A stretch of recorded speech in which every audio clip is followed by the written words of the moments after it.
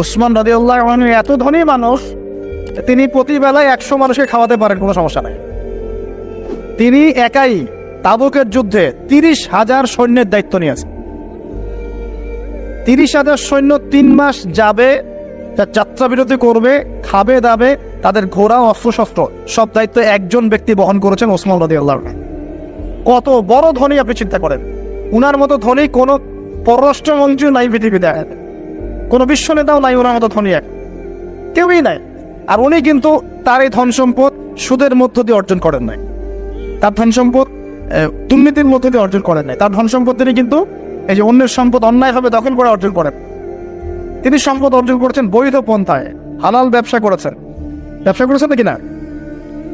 এই যে আমল, তখন নবীজি বলছেন যে তোমার আমল যদি এমনই হয়, তাহলে তোমাকে আল্লাহ পাক সম্পদ দিবে না, কাকে সম্পদ দিবে?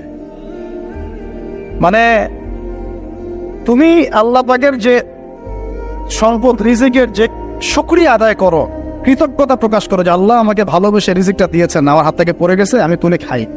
এই যে আল্লাহ পাকের নেয়ামতের প্রতি তোমার যে শ্রদ্ধা, যে সম্মান, এর শুকরিয়া স্বরূপে আল্লাহ পাক তোমাকে এরকম সচ্ছল বানায় দিয়েছে, আপনি কিছু করার না। তো উসমান রাদিয়াল্লাহু আনহুর মতো ধনী হতে কোনো সমস্যা আছে? তিনি কৃপণ ছিলেন না, তিনি আল্লাহ পাকের নেয়ামতের শুকরগুজার ছিলেন। ভুল ব্যাখ্যা নেবেন না, তিনি আল্লাহ পাকের নেয়ামতের শুকরগুজার ছিলেন। আমরা আল্লাহ পাকের নেয়ামতের শুকরিয়া আদায় করবো ইনশাআল্লাহ, এবং যা রিজিক আল্লাহ আমাদেরকে দিয়েছেন এতে সন্তুষ্ট থাকবো ইনশাআল্লাহ, এবং হালাল ভাবে চলার চেষ্টা করব। আল্লাহ পাক আমাদেরকে ধন দিলে সেই ধন সম্পদ যতটুকু আমার পরিবারের জন্য প্রয়োজন, বাড়তিগুলো আমরা আল্লাহর পথে দান সাদাকা করবো ইনশাআল্লাহ।